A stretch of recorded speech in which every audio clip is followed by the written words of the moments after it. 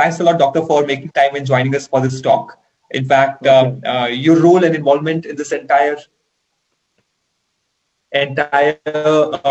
COVID chaos has been incredible, and assurance that you have been giving to all our employees has been really helpful, Doctor. So once again, thanks a lot for joining me here on this talk.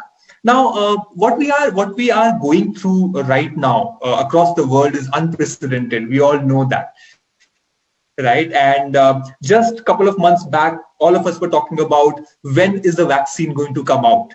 And now once the vaccine is out, everybody is asking the question, should I take the vaccine or no? So there's a lot of question, chaos, and confusions around this vaccine still. And that is why we thought we would request you to join us and talk to us and let our employees know about it, get some clarity and get some assurance. What is the reality of this vaccination?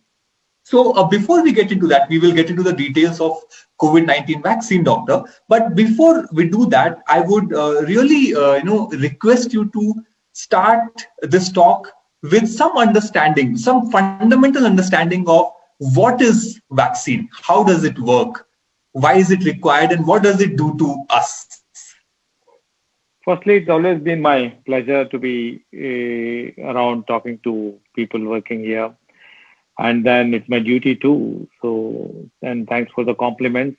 I always said that this virus, COVID or coronavirus, which is causing COVID illness, is an elusive moving target. Means we try to figure out what it is. And after a few weeks, months, we think, okay, maybe we were wrong. It is not this, it's this. So as you rightly put it across, any infectious disease can be controlled by vaccine. We have learned a lot before from other vaccination programs. India is famous for vaccination programs, so that gives us a lot of confidence. No other country in the world would have vaccinated so many people, especially the pulse polio, what we are doing nowadays. So many diseases are prevented by vaccines. According to the WHO, only 25 diseases have vaccines for them because it has to be an infectious disease usually.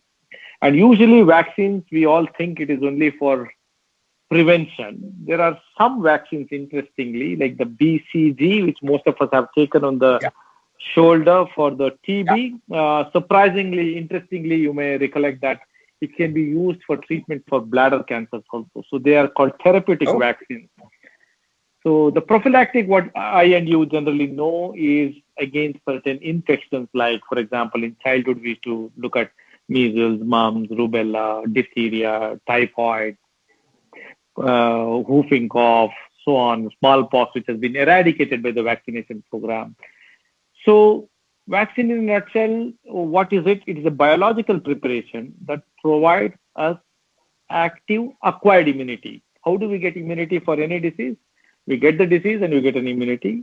The other way is you give the vaccines, either by injections or orally, based on what type of vaccine is it, and you get immunity. So it usually contains a weakened or a killed form of an organism, sometimes the toxin part of an organism, which is injected or put it into the body, and body will recognize this as the organism itself. So they are closely related, but it does not cause disease.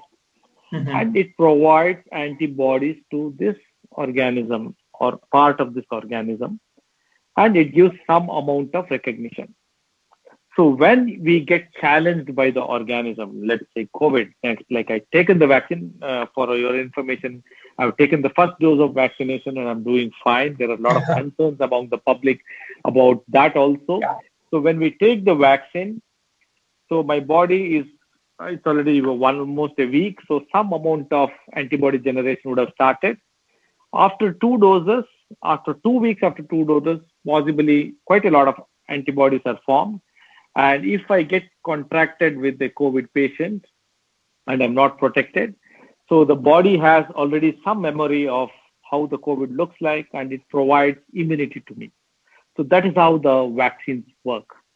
Oh, okay. That's that. I'm sure, all of us know vaccine, but not many of us know how does it really work. So thank you, Doctor, for that. Now, since you already mentioned, Doctor, that you have already taken the first dose of the medicine. So let me just reiterate this to all our employees that it's your professional credibility as well as your personal credibility which is coming into picture now. So thanks for sharing that. Yeah, it's my pleasure. So I have few questions. Yeah, go ahead. Sure, please go ahead. So we need to know, if you look at the history of vaccination, there was always been a resistance. Naturally, some of the people totally opposed vaccination, and it took a lot of time for us to come out with vaccination strategies. So if you look at it, even in 1721, one lady traveled, Mary, she traveled from Turkey to Europe to just get a vaccination done. But only after 75 years of that, the first vaccination was agreed upon and with clearance from the government, administered by Edward Jenner. He is called the father of vaccination, and he had given it to a small child to prevent cowpox, and he challenged the child with the virus, and the child didn't develop the disease. So that was a major breakthrough in 1796. Okay. Later, it has gone through many phases, and the most important vaccination, as we know, is the oral polio in 1963. And the last vaccine before COVID vaccine was in 2019 for the Ebola virus. So that is a bit of the history of vaccination, if you're interested in history. Sure. Thanks for sharing that, Dr. Manohar. So Doctor, I have few things noted down with me, few very common questions which are hovering around us across the country, if you say so, about the vaccinations. I would really request you to shed some light on those aspects and let us know what's right, what is not, how should we think, and how should we go forward with it. So let me start with the first question. Probably, let's say the question is, when I take the vaccine, will I be completely immune? Will it prevent the disease? Yeah, very, very important question. Like many people think in the mind, I take 2 shots and then like graduation, they throw their books, like they open the mask and throw it off. Unfortunately, it's not as easy as that, but time would come for that also. So I'll explain to you. So as I explained to you how the vaccine works, I am vaccinated, I contract the virus, so it knows and it prevents it. The rate of reduction of severe disease is definitely prevented by the vaccine. If someone had a 10% chance of becoming very sick, with vaccine, his chances of becoming very sick is dramatically reduced. So the number of ICU admissions, hospitalizations, and are definitely reduced, and they will have a better outcome. On the flip side, only the vaccines which work in the nasal vaccines, which are still under development, there the point of entry of this virus is in the nose or also in the lungs, where it binds to certain receptor called ACE2 receptor. So those vaccines, when it comes, it may prevent us from getting the disease totally. Okay. So for now, our risk of contracting the disease is slightly reduced because multiple people are getting vaccinated. Yeah. Definitely, it reduces the risk of getting severe disease, hospitalizations, ICU admission. But it may allow me to have a mild disease. On the flip side, I may have a mild disease, I may not even realize it, or I may have mild symptoms, and I may give it to others who may or may not have a mild disease or who may have a severe disease also. So that we need to keep in mind. But when the threshold of people who are vaccinated or who have recovered from the disease and still have the antibodies to fight reaches about 70 to 85%, then we develop what is called as the herd immunity. Everyone have heard about herd immunity. And so that is the threshold. So it is not going to be very soon that we are throwing away the standard SMS, sanitization, masking, social distancing. They are here to stay, but it gives us a bit more confidence that I may not suffer from the severe disease. Sooner or later, we are looking at herd immunity also. Great. In fact, you also answered one of the other questions that I had, that after vaccination, physical distancing, and the answer is no. I think we should continue doing it for some time, even after vaccination is done. Great. So now a related question, doctor. So once the vaccination, has started, how many doses are required for an individual, and is there any interval between those doses? Yeah. So most of the vaccines are 2 doses, about 4 to 6 weeks apart. There is some amount of debate on should we take full dose first time and full dose second time, because some of the vaccines have showed taking half dose first time and the full dose second time has proven to be better efficacious.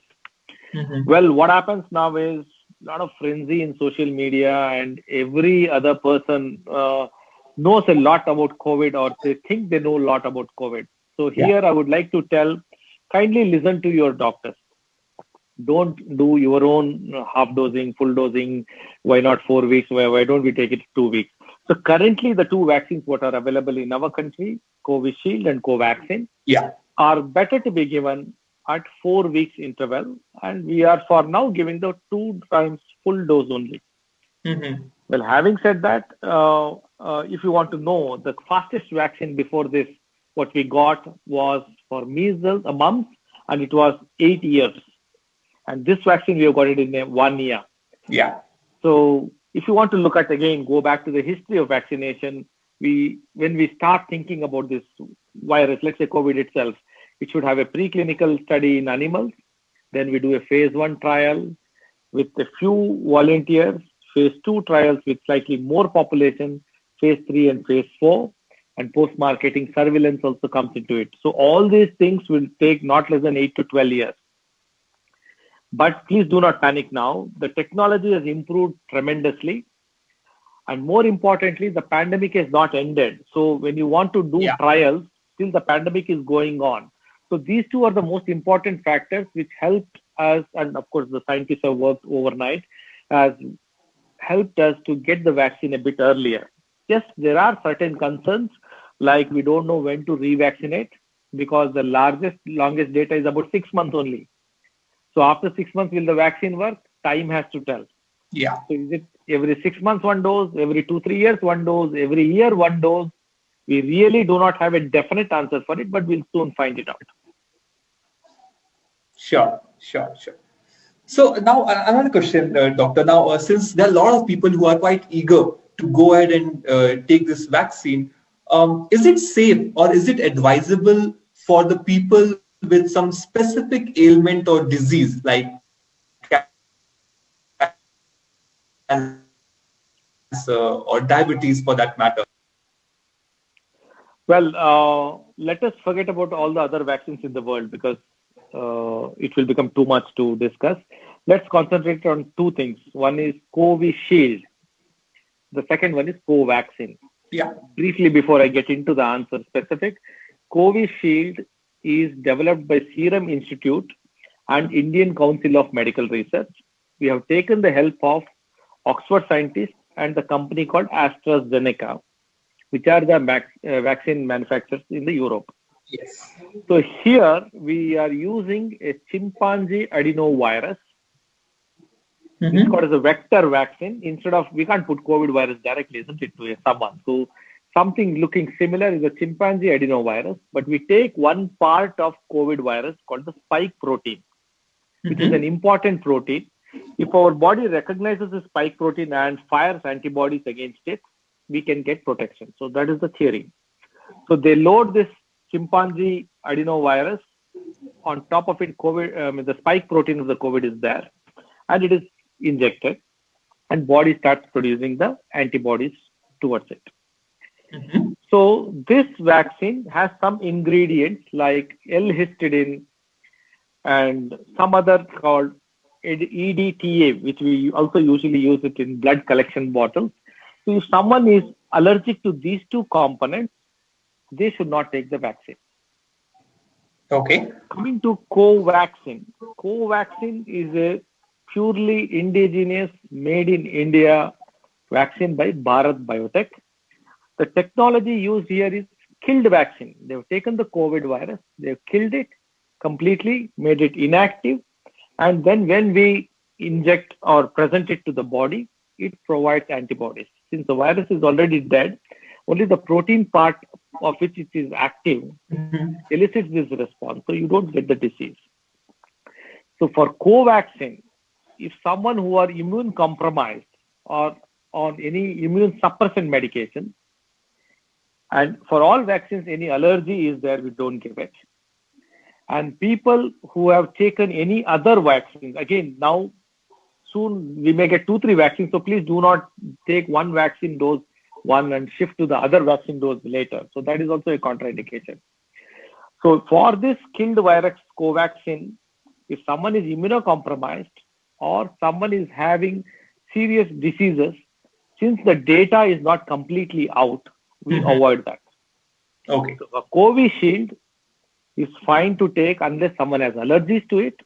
For Covaxin, since there is a lack of data, immunocompromised people like HIV or someone who is on immunosuppressants and people who have serious medical ailments like kidney disease or heart disease, we are recommending not to take.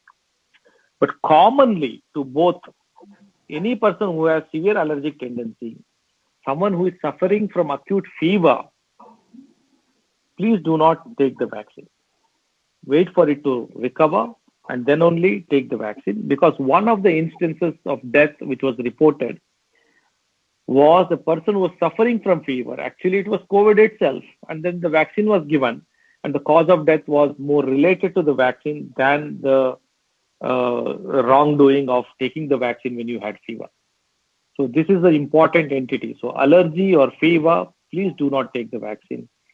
If someone is pregnant, children, still there are no evidence to allow them to take vaccine.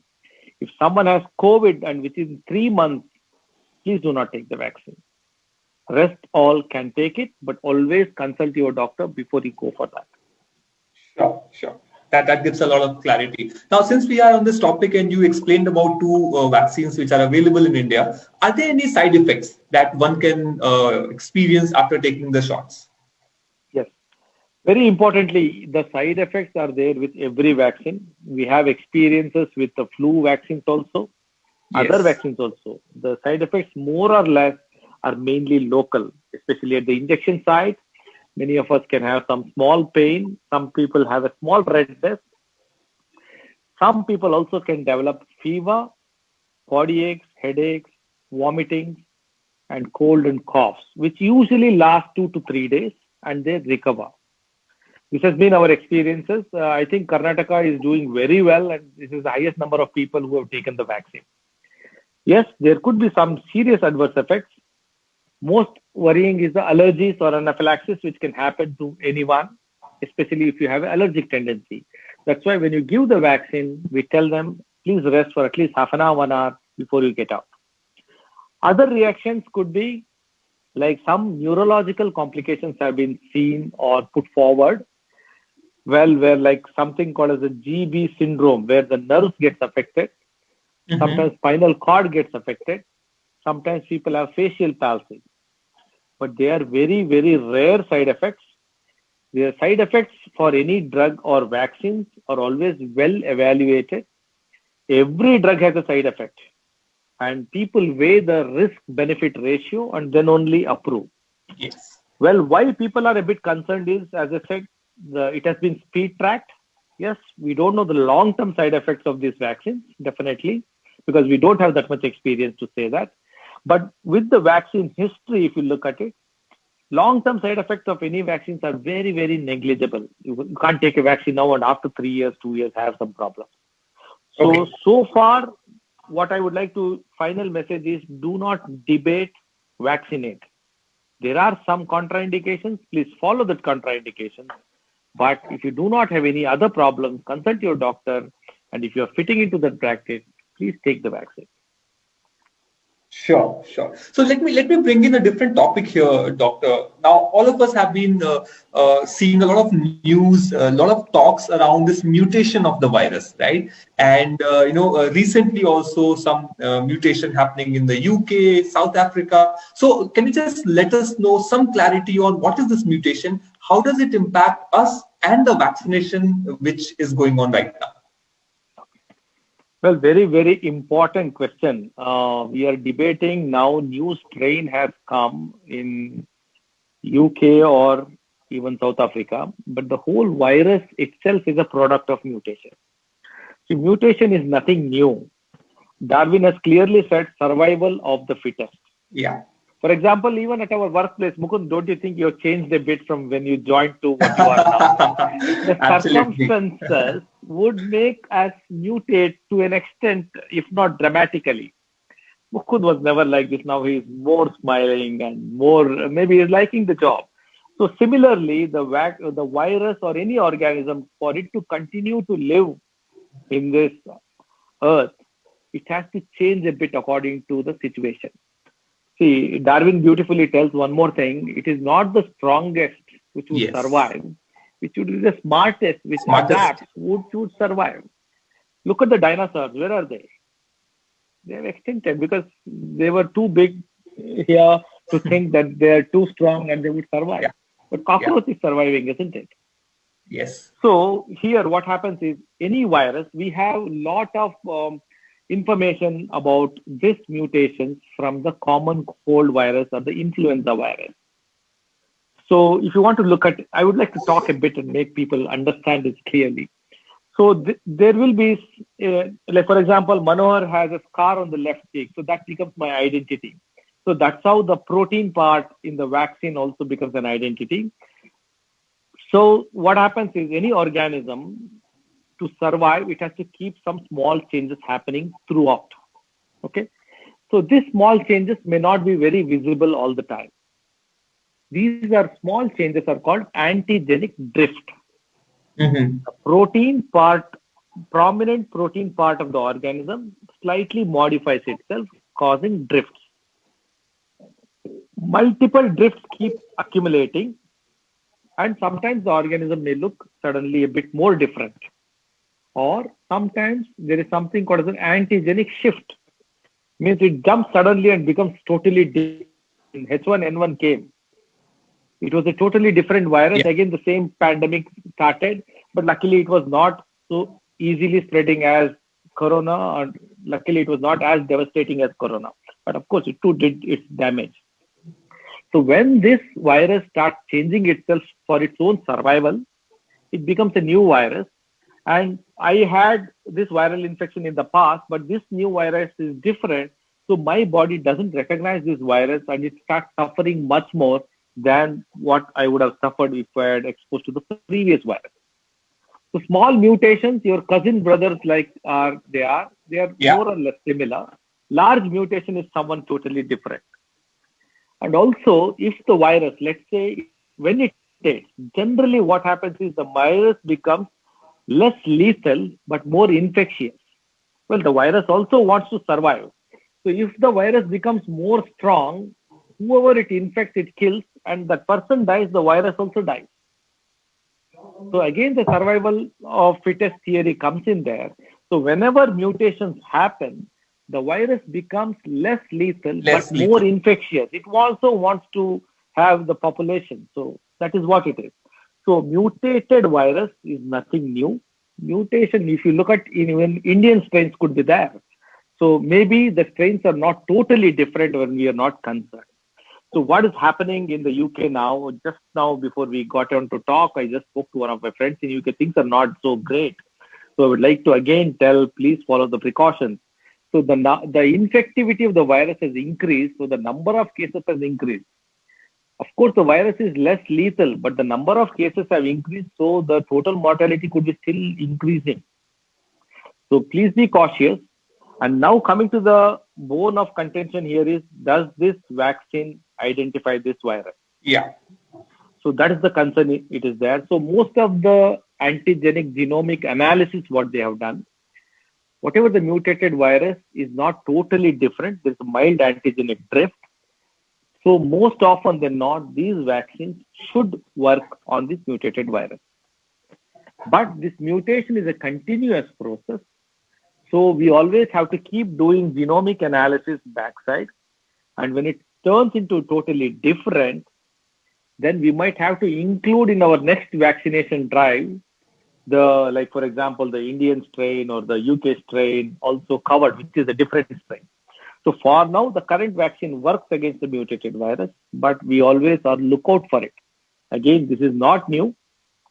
We had a vaccination drive recently in our premises also, isn't it? So the vaccine what we gave for flu was a quadrivalent vaccine. Means that flu shot contains 4 types of virus accommodated, which are active in the globe covered. So soon or later, COVID vaccines also may come up like 2 strains covered, 3 strains covered, the existing strain covered. So this is not new at all. The influenza virus has taught us this, and so this is an ongoing process.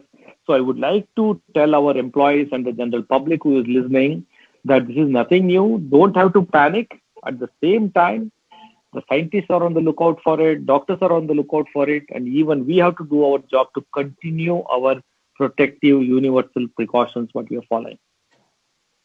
Great. I'm really hoping that we make progress on this front as soon as possible. So this one question for the larger audience, our employees who are listening to you, doctor, right now. Once I'm vaccinated, will I still be contagious, or is it absolutely stopped at my level? How is it? So when we vaccinate, we are trying to have people who have more immunity towards the disease. Yes. So till about 70 to 85% of us are vaccinated or got immunity through the naturally with the disease, we are still contagious to others. So I may be vaccinated, I may still have a milder disease, but I may give it to others. So all the precautions are here to stay. So what is the point of vaccinating? My risk of getting into the hospital or getting into the ICU or to the deathbed is much lesser. So that is an important message. Vaccination doesn't mean throw everything and life is what was before 2020. I hope it comes there, but it will take some time for that. Okay, and I know you had already spoken about this before, but a bit more specific answer to this. So let's say I get vaccinated today with the first dose, and after 4 weeks, the second dose. How much time does it take for my body to start, becoming immune? Well, firstly, the protection from any disease from vaccinations is not always 10%. Yes. I was reading a nice article just before we hooked on. Some vaccines are saying 95% protection. Some are saying 60 to 70%. Some are about 55%. There are a lot of vaccines like that. So that is in a clinical trial in a controlled environment. But when we vaccinate in the general public, in the larger audience, that vaccine's protection against the disease can vary a lot. Some could do as well as what they did. Add to that, when we vaccinate, when your cases are peaking or down, also matters a lot. Thirdly, have you correctly taken the dose? Sometimes the first dose gives about 50% protection. The second dose increases to 70 to 80% protection. And the complete whatever vaccine derived protection could take 2 to 3 weeks post second dose. So these are all the parameters which we need to consider. Hope to reach the herd immunity and stop this virus threat. That would take 70 to 85% of us getting immune in one or the other way.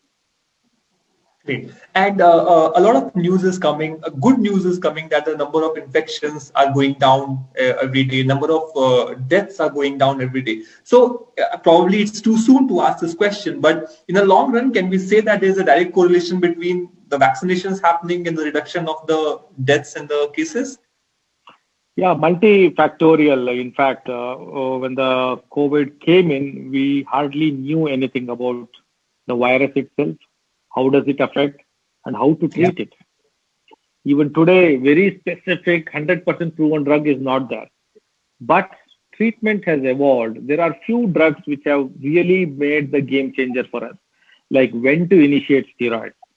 Previously, we were circumspect to initiate steroids, sometimes given too early, sometimes given too late. So now we know when to give it, when to use another drug called remdesivir, and when to use the blood thinner. So these 3 parameters at an individual patient treatment level has made a marked difference in the mortality is what I feel.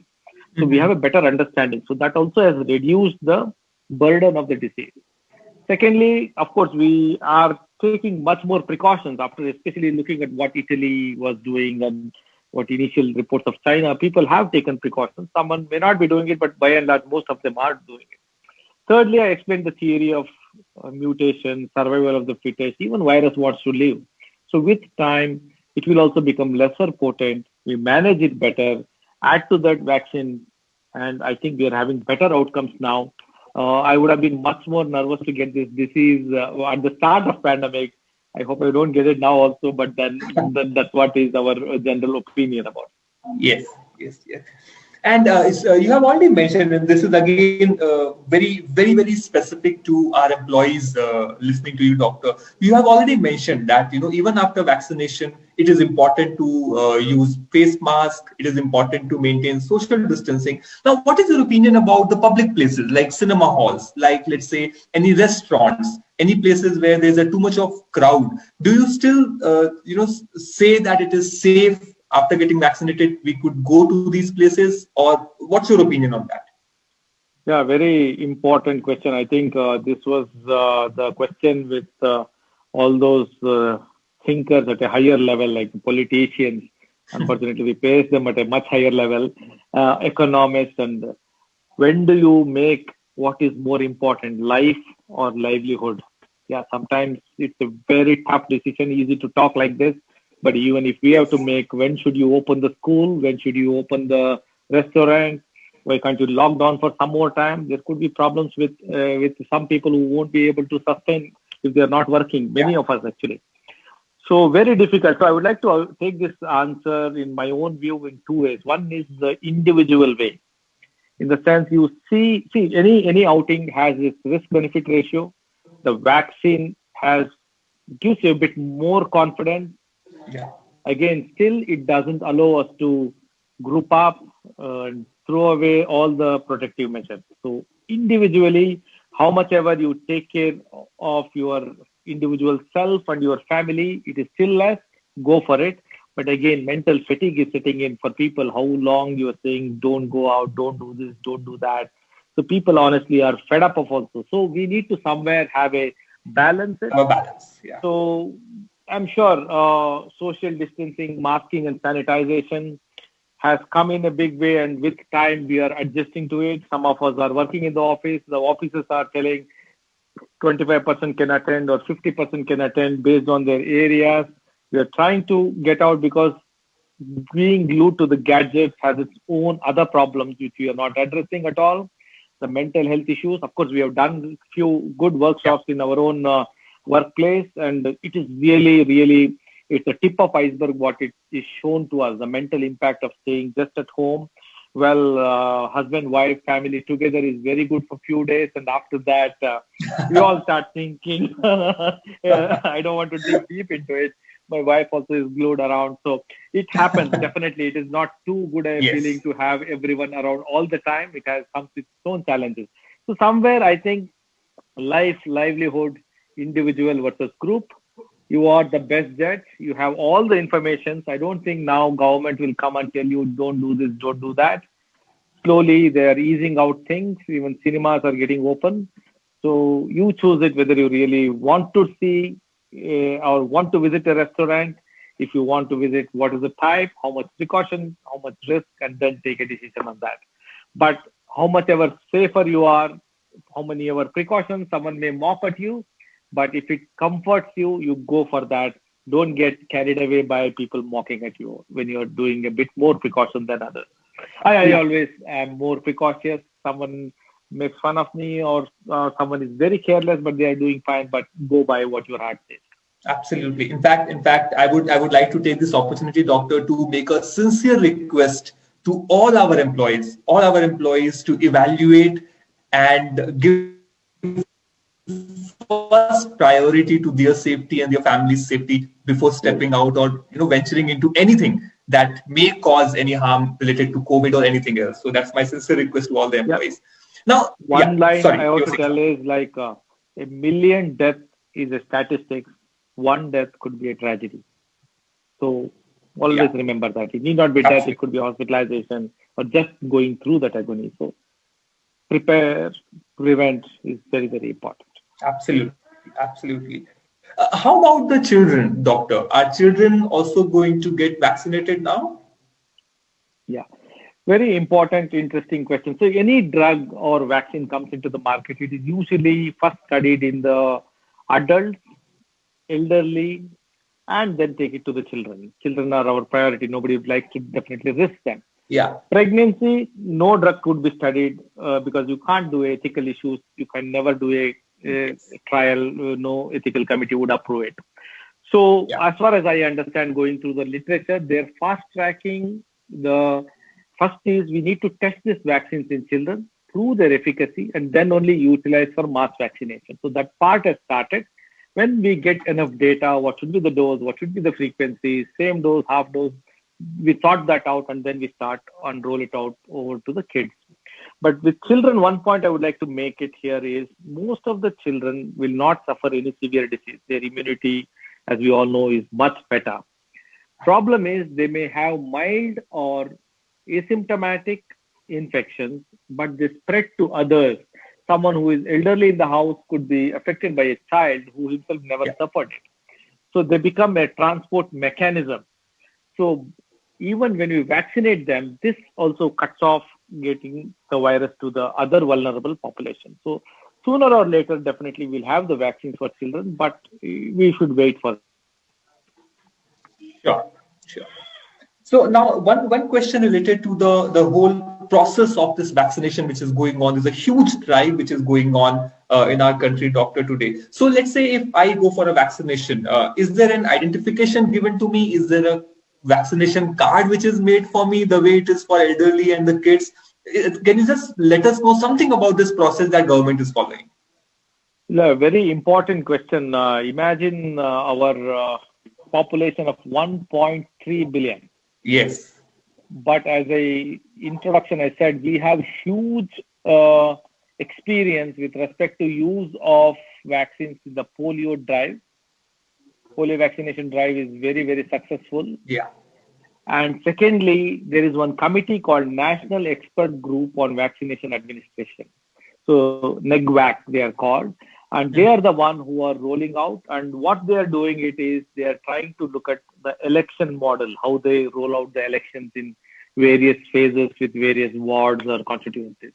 So that is one thing they're taking.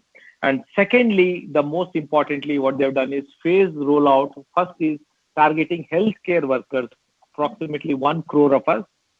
Then the frontline workers, which are 2 crores of them.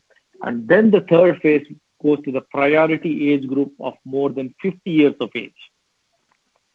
So now how are they doing it? There is a platform called CoWIN, digital platform created by the government, CoWIN, COWIN.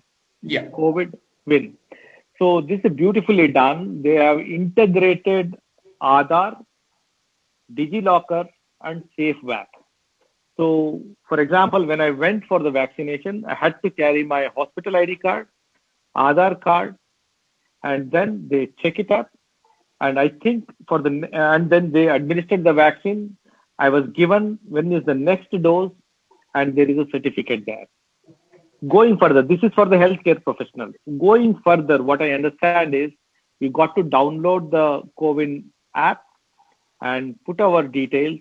And then we get messages as to when we are due for the vaccination, which is the center, possible timing of that. And once you do, we get a confirmation SMS and also for the next dose when you are due.